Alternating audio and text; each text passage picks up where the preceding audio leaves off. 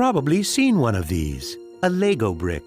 But have you ever wondered how it all started and why it's called Lego? Actually, the name is much older than this plastic brick. Are you curious? Let me tell you how it all began. Many years ago, there was a skilled and hard-working carpenter named Ole Kirk Christensen. Ole was a respected carpenter with his own company, but times were hard, so he didn't have much money and had to dismiss his last worker.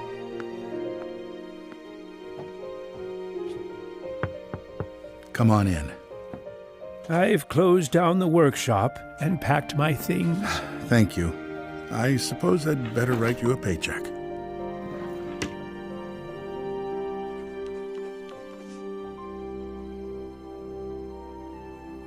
Take care.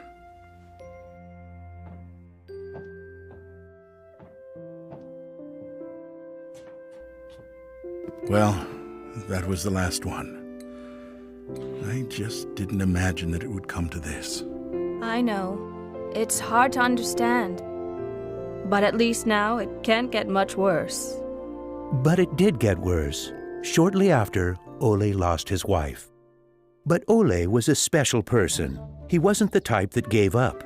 And with the responsibility of his 4 sons, he had to think of something. Ole had gotten an idea, and for him, it never took long to put an idea into action.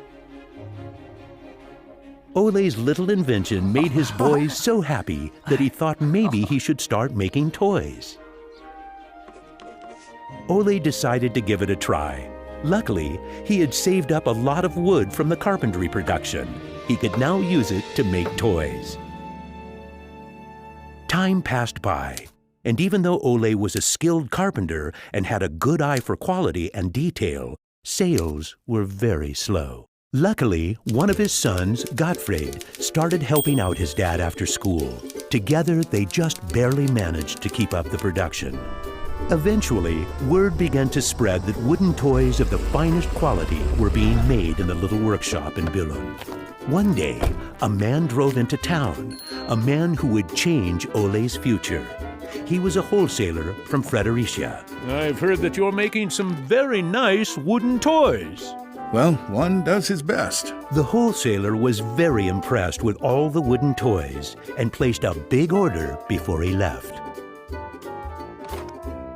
Now there's finally someone who can see the opportunities in what we're doing.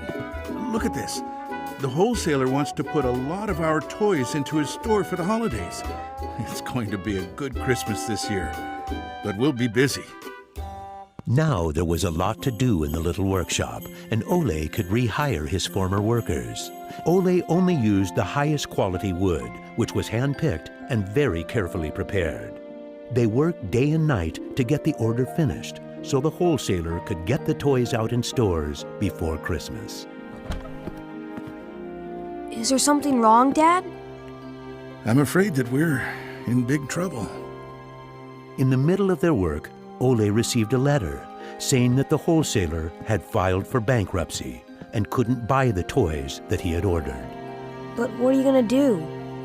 What about Christmas? Now we can't even afford food? I'll do it. What are you gonna do, Dad? I'll do it myself. I'll drive around selling the toys. There was no time to lose. Ole packed the car with all the toys and drove off. Ole was a very good toy maker, but was not a very good salesman. He didn't like praising himself or talking about how carefully the toys had been made.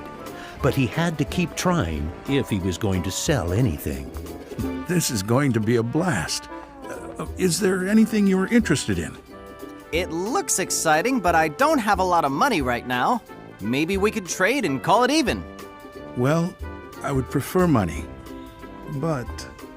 In the end, he succeeded in selling all the toys. He didn't receive as much money as he had hoped, but the family managed, and they had plenty of food for Christmas. Time passed by, but the toys didn't sell as quickly as they had expected. Ole thought perhaps the company needed a good name. What should it be? It has to be a short word.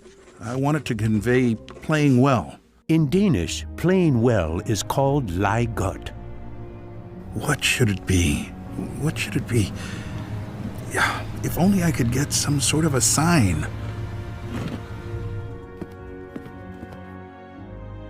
Lego. As you can see, Ole himself ended up finding a very suitable name. But what he didn't know was that in Latin, the word Lego means I put together. The name Lego was well received, and the company slowly started to move forward. We have made 3,000 crowns this year, and we have more orders than usual. Did you say 3,000 crowns? Then you need to see what I've been looking at. Even though Gottfried wasn't comfortable spending money on a milling machine, he could see that it was useful and that the quality of the toys improved. Could you finish the last batch and get it ready for shipping? I will. Dad, I've saved a lot of money for the company today. Really? How? I figured we could save money in the lacquer, so I only coated the ducks twice instead of 3 times. You what? Unfortunately, Gottfried's idea didn't go over well with Ole. Ole made Gottfried unpack all the ducks himself, give them the last layer of lacquer, and bring them back to the train station. Ole believed in high quality and not cheating his customers. When Gottfried returned, Ole explained that that wasn't the way to create a good brand. This little lesson opened Gottfried's eyes to the fact that every detail matters, and only the best is good enough. In the late 1930s, Lego was making a profit. Even when the Second World War broke out, they tried to make the best out of a difficult time. It seemed nothing could go wrong. But a stormy night in 1942 changed their luck.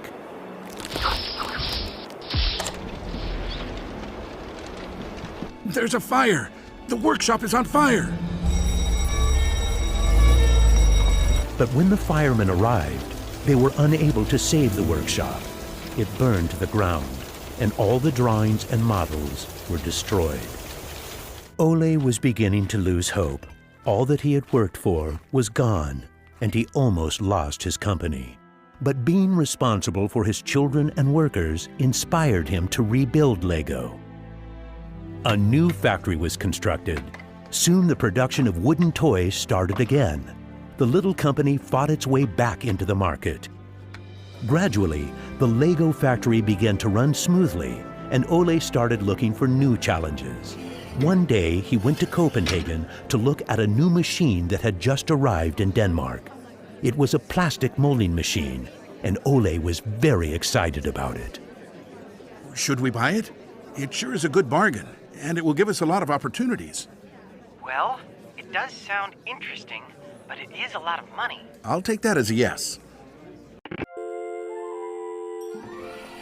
When the plastic molding machine finally arrived, Ole started making little plastic teddy bears and rattles.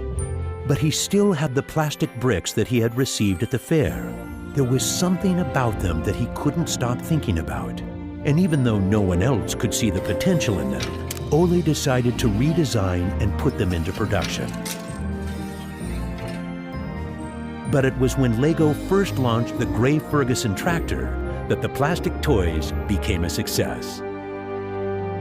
Unfortunately, the sales were dropping during the summer, and the company had too many toys in stock. This can't be right. Of course our products can be sold the whole year, not only for Christmas. Gottfried decided that he would go out and sell the toys himself. Gottfried brought his wife Edith as company and moral support. If you can't get cash, then we need butter and eggs. Well, it wasn't that bad. Gottfried was a success in his trip around the country, which helped Lego to get out of its financial crisis.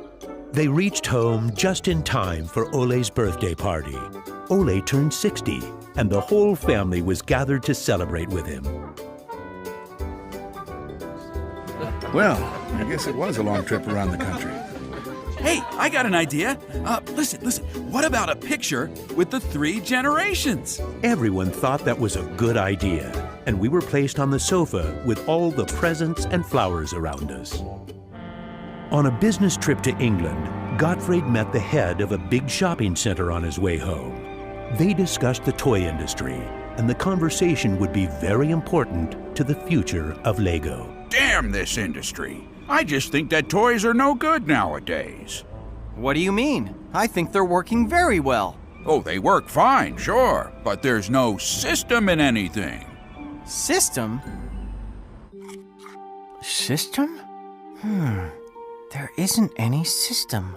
What in the world are you doing, Gottfried? There isn't any system. The toys need an idea and a system built around it. I want to put system into play.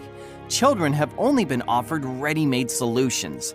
They need something different that will strengthen their imagination and creativity. So you're trying to put Lego into a system? Interesting.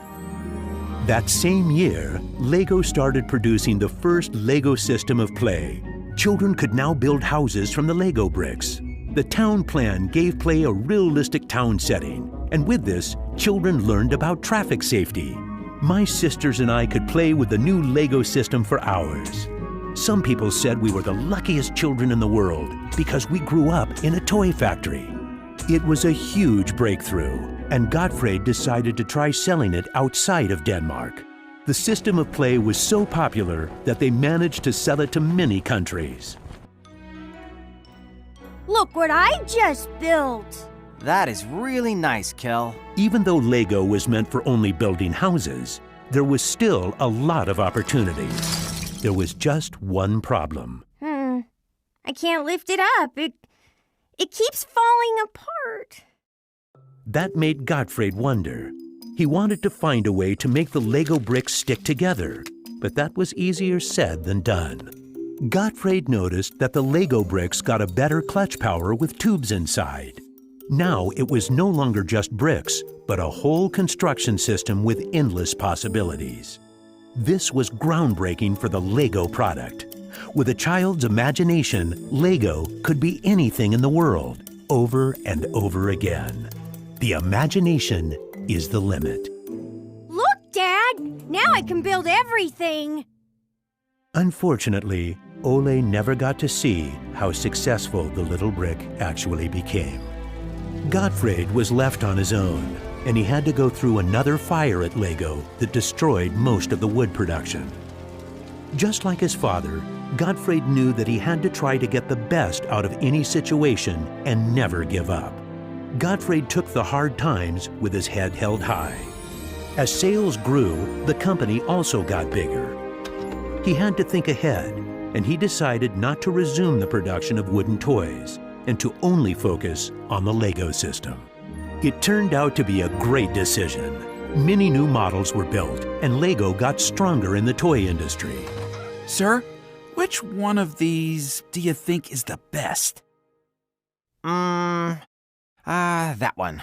Even though it got busier at Lego, Gottfried still had bigger plans. Now he wanted to build an airport, so it would be easier to sell his toys to the whole world. Like father, like son. It didn't take long to put his idea into action. Only 3 years later, Billund Airport was opened. The many guests and business connections who visited the company always wanted to see the modeling department. Gradually, it got so crowded that it was hard for the employees to keep up their work. I think we better wait a while. Gottfried could see that something had to be done. He needed a bigger place to display the Lego models. I don't want to interrupt, so I'll just put this package of our new Lego train on the table. Just put it there. Train? The idea grew quickly from an exhibition room to an amusement park. And then we could have a tower so you could look over the whole park from above, the whole town.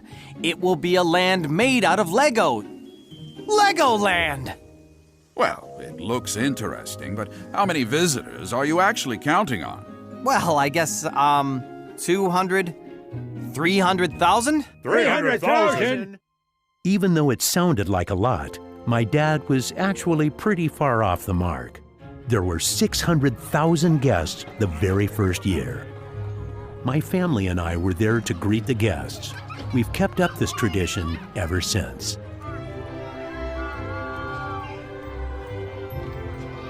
Now you know how it all began. Lego wouldn't be what it is today if it hadn't been for my grandfather's sense of quality and search for perfection. My father firmly believed in the endless possibilities of the Lego system. I seek to take the Lego idea even further, encouraging children to explore, experience, and express their own world, a world without limits. And we are still convinced that only the best is good enough, because children deserve the best.